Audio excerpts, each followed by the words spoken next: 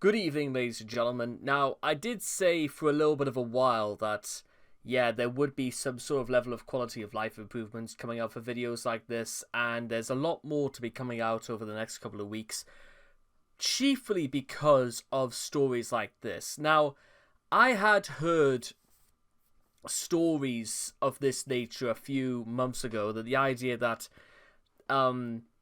Congress considers the idea that a lot of because it was mostly aimed towards like children's programming on PBS that they complained was becoming too woke.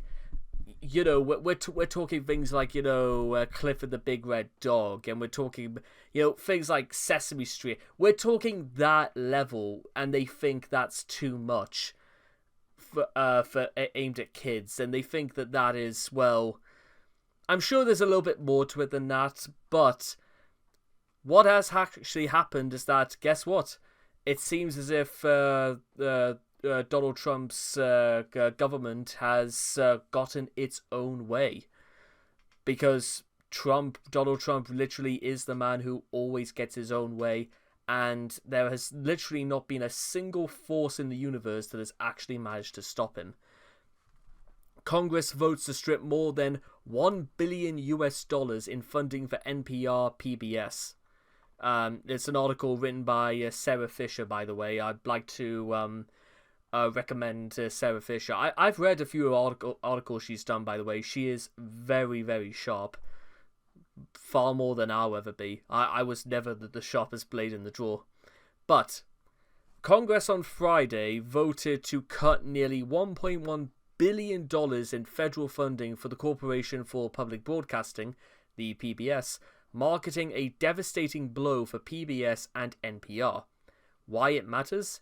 This cuts will have a significant impact on local station groups that rely on federal funding to survive. Many are expected to shutter without it.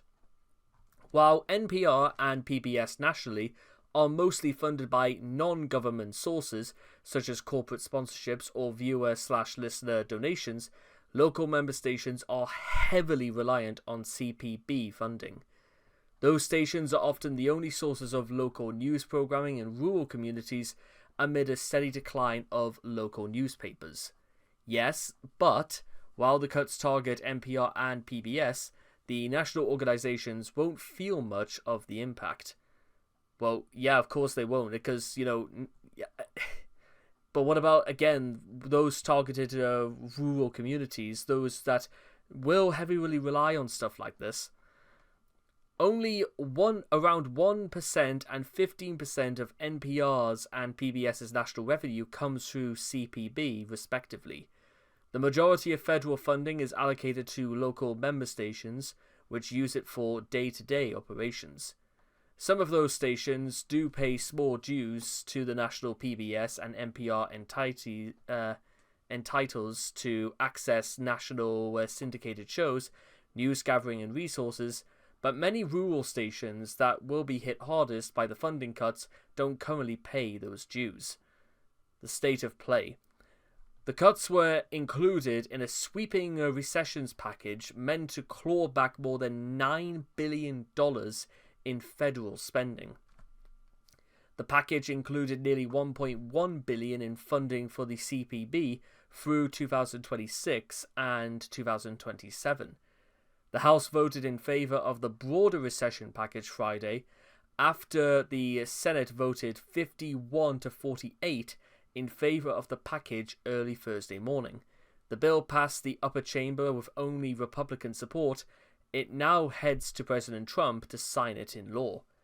Senate Republicans who voted against the package include Senate's Susan Collins of Maine and Lisa Murkowski of Alaska, whose states rely heavily on public media in rural areas. Between the lines. Every member station of NPR or PBS is expected to feel the impact of the cuts. NPR has 386 public radio grantees that operate around 1,300 stations across the whole country, and around 40% of them are classified as rural stations. PBS has nearly 350 member television stations. Of note, for some vulnerable NPR affiliate stations, CPB funding can make up to 50% of their entire budget. Without CPB funding, PBS estimates that roughly 15% of its stations will be unable to operate. What they're saying is that this vote is in an unwarranted dismantling of beloved local civic state institutions, and an act of Congress that disregards the public will, said Catherine Maher, President and CEO of NPR. Zoom out. While Republicans have made some efforts to defund public media in the past, support for NPR and PBS have historically been considered non-partisan. In 2012, then presidential candidate Mitt Romney said during a debate that he was going to stop the subsidy to PBS if elected.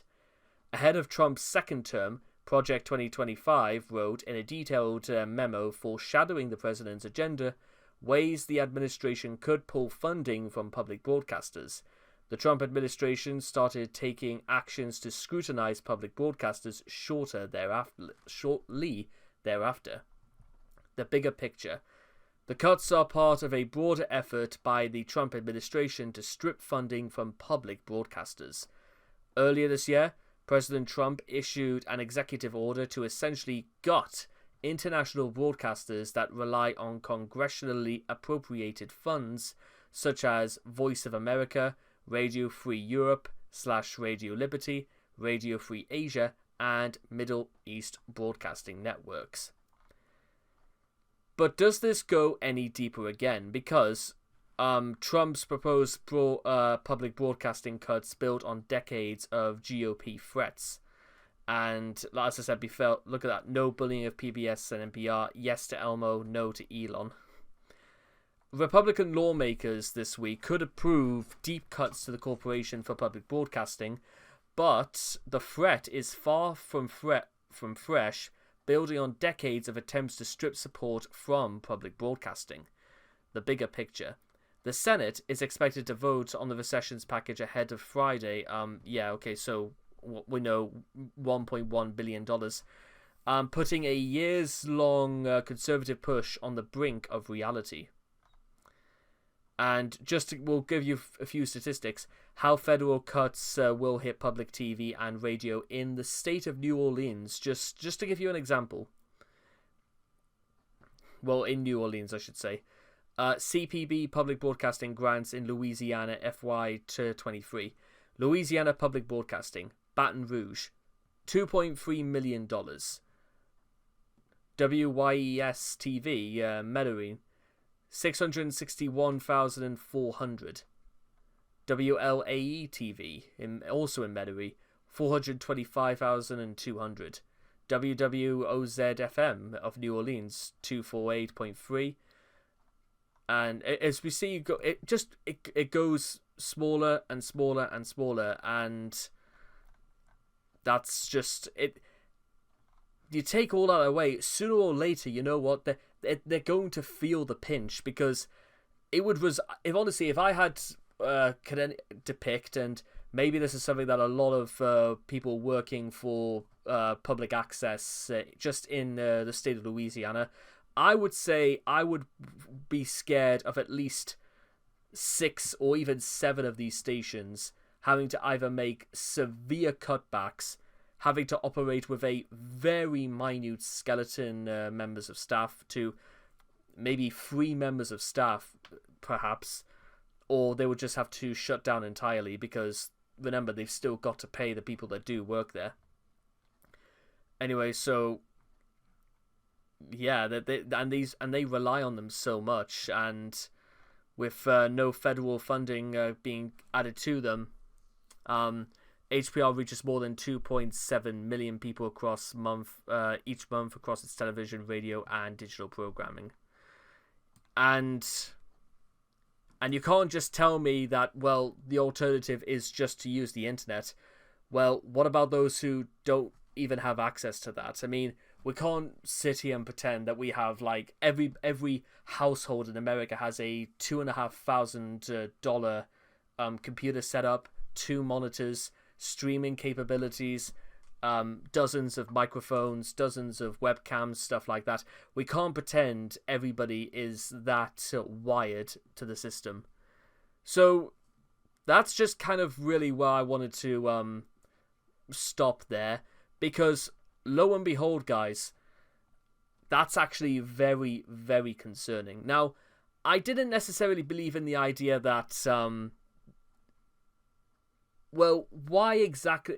Is it because they don't want to give more power to people who express different sentiments and voices?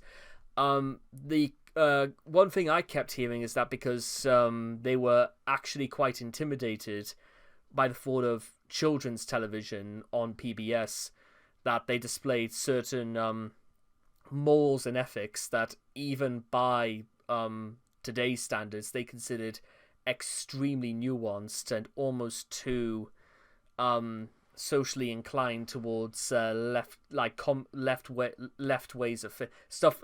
It's something to do with the idea that they think they're far too left politically, and therefore to address the balance we have to make a very, very hard stop on it.